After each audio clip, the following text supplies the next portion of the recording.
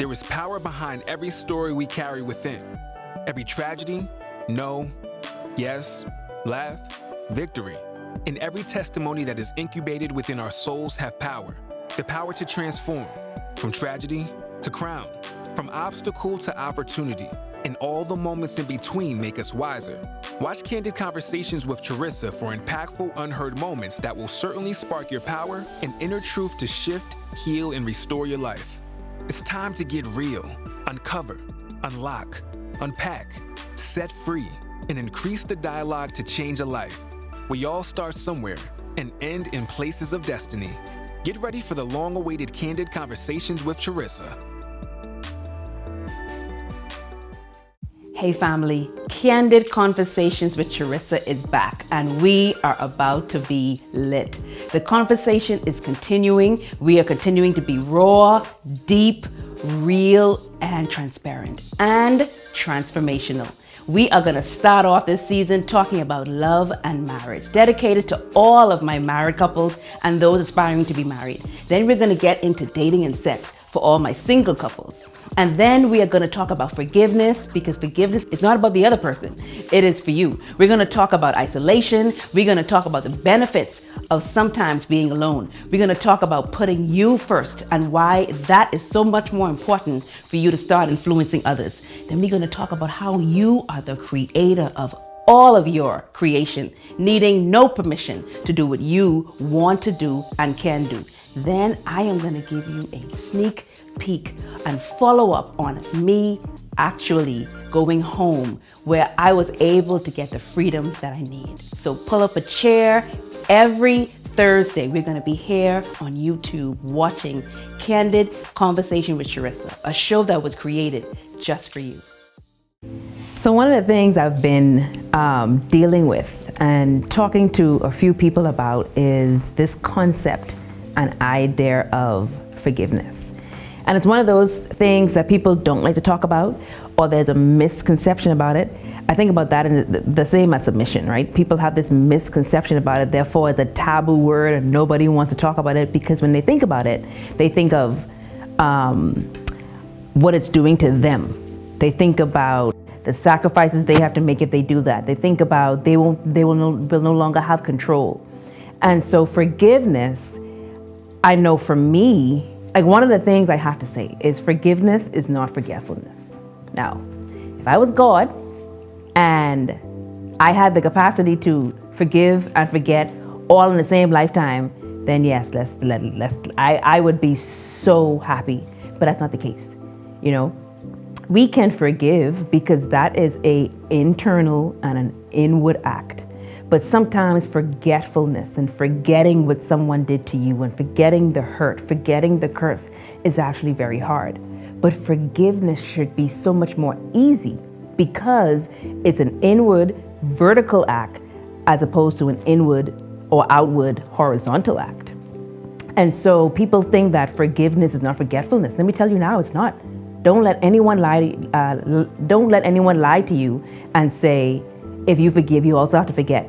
You know, if I could forget the things that people have done to me, I would be the happiest person. And I mean, it'll take one thing that'll trigger something they did that start that whole process of anger and hurt and pain all over again. But that shouldn't interfere with the forgiveness that I did of the offense a long time ago. So some of us are holding to the forgetfulness or to the inability to forget. And we are not allowing ourselves to, if I want my relationship with this powerful God that I serve, or this supernatural power that I serve, I want that relationship to be intact, then forgiveness has nothing to do with the other person. So there is this saying, forgiveness is all about you, or all about me. And that is very much true. It has nothing to do with the other person. It has everything to do with you and me.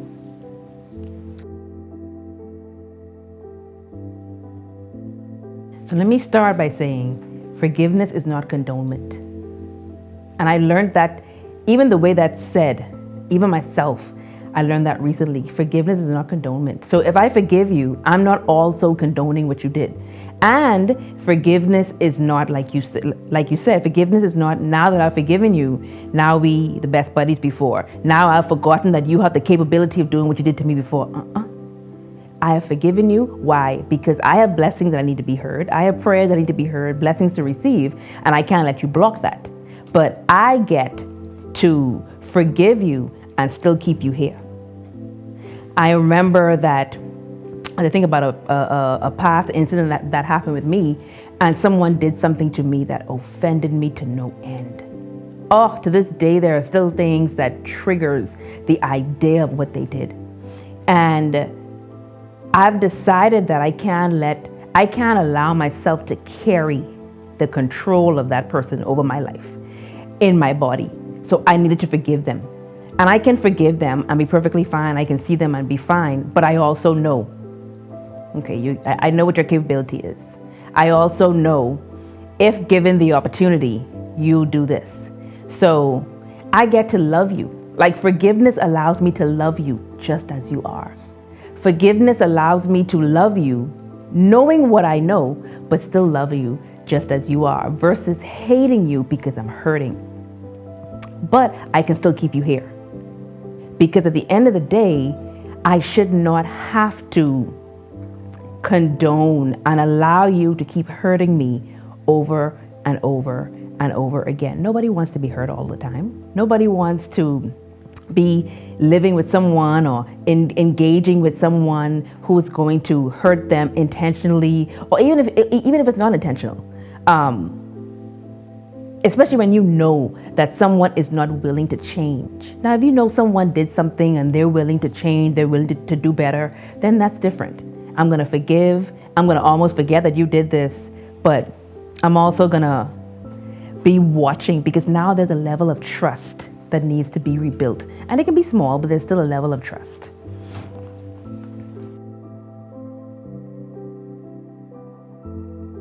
Unfortunately, forgiveness is one of those things that leads to other emotions or other feelings like resentment and bitterness and anger. And when we carry those things, we actually carry those things in our body. Like, forgiveness is actually a conscious act that we have to consciously do. It's not going to happen subconsciously, but we are going to subconsciously have emotions. So we're going to subconsciously feel pain, feel hurt, feel bitterness. We're going to subconsciously be angry. And then we hold that physically.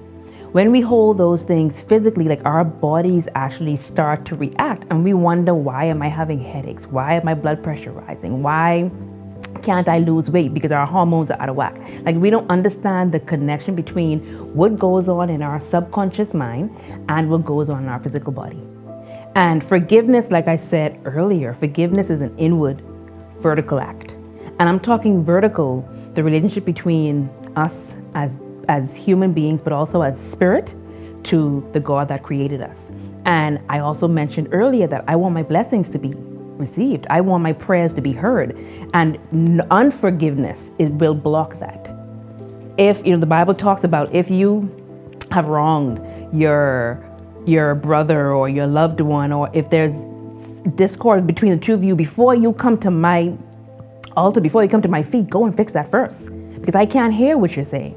I can't receive what you're saying, because how can you expect this relationship to work? And I'm someone that you can't see, yet you can't have love and harmony with your brother and your friend. So there have been many times, I've had to physically, not only in my mind, especially my husband, I've had to physically go to him and say, you know what, babe, I'm sorry. Or accept his apology and say to myself, man, I forgive you. And I may not forget some of the things he may have done, but I can forgive him, because I can't afford to not be sleeping, because I have chosen that I don't want to forgive or forget or love. I can't afford to not be eating, because when you are experiencing anger and pain and grief and sorrow and bitterness and resentment, some of the physical manifestations, lack of sleep, weight gain or weight loss, lack of appetite, like all of those. And then we wonder, man, what is going on? But part of the issue is we are holding so much in our bodies that just require us to do a physical act and a spiritual act that brings about that release.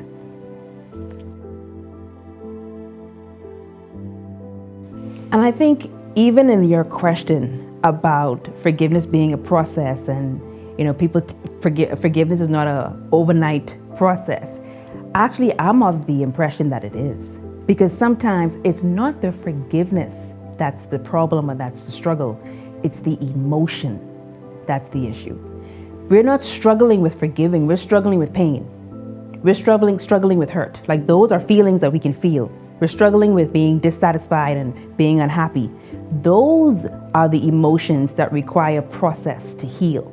Forgiveness happens right now if you decide, okay, God, I know this person has hurt me, or Charisa, you need to forgive this person, and then deal with the emotional attachment that's there to what they did to you.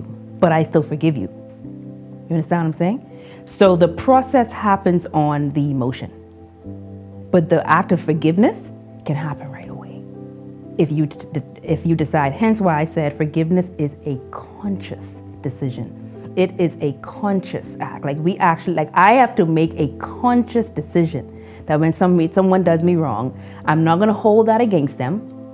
I'm going to identify and recognize that what they did hurt me, that the pain that I felt to what they did to me may last for a week. But as far as forgiving them, that can happen right away. That can happen right away.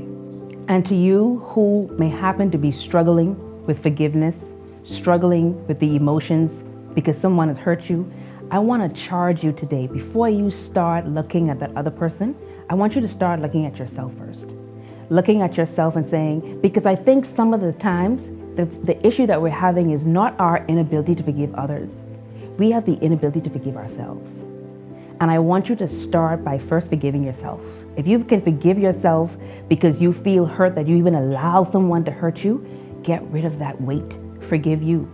If you need to forgive yourself because you think that you are the reason why someone did something, get rid of that weight. If you want to forgive yourself because you feel that 20 years ago you did something that's now followed you today and it's stopping, forgive yourself. Then you can start that process of forgiving others. Always start inward first. Always start vertical second or vertical first before you start dealing with the outward and the horizontal. So I charge you today, before you look at anybody else, look at you. Forgive you, love you, then forgive others. So sometimes the question could be a wrong question, right? It's not even, of course I'm going to forgive my husband. Now, will I forget the fact that he brought me the wrong quesadilla? Will I have an issue and be feeling some type of way because he didn't even think about the fact that I may want something else, or call, oh, we got a problem with that? I'm not going to forgive you. But like I said, forgiveness don't mean condonement. So I'm not going to condone your foolishness. I'm not going to condone the mess you did. I forgave you already 5 minutes ago. Oh, but we're going to have a conversation, because you ain't going to do this again. You're not going to do this again, because we're not going to have this issue again. So I know my husband and I will sometimes, so he'll do something, right? My husband will do something to me, and he doesn't like to hear my mouth. So he'll apologize real quick. And his apology, he's thinking that his apology now should lead to my forgiving him right away. And sometimes I still have a whole lot to say that I want to be heard. Like, I don't want this problem to happen again. So I'm going on and on and on. So you just think that sorry is going to... And he's like, yes, I already said sorry. And I'm like, no, are you going to do it again? No, I won't. Yes, you will, because this is already the third time. And so, yes, if your husband brought you the wrong meal, appreciate the fact that, guess what? He brought you a meal. He could have very well said, she'll be fine, or he could have forgotten. But he brought you the wrong meal. And then we are not perfect. People are not perfect. And sometimes I have to remind myself that my husband, people around me, they're absolutely not perfect. I'm not perfect. We're going to always do things that's going to hurt, upset, offend, insult the other person.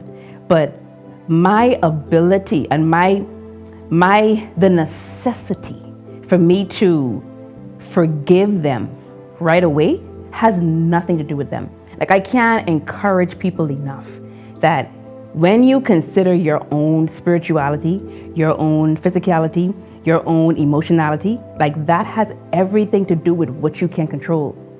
And I can't control what my husband is going to do or not do. You can't control if your husband is going to bring you shrimp quesadilla, but you literally can control how you respond to the fact that you was hungry as who knows what could eat a horse, and he brought you what you didn't order. Am I going to get upset? Or am I going to say, you know what, he brought me something and hope that next time he doesn't do it again? Am I going to hold on to this hurt and this pain? Or am I going to say, you know what, I'm going to forgive him because it can happen to me? So, yeah.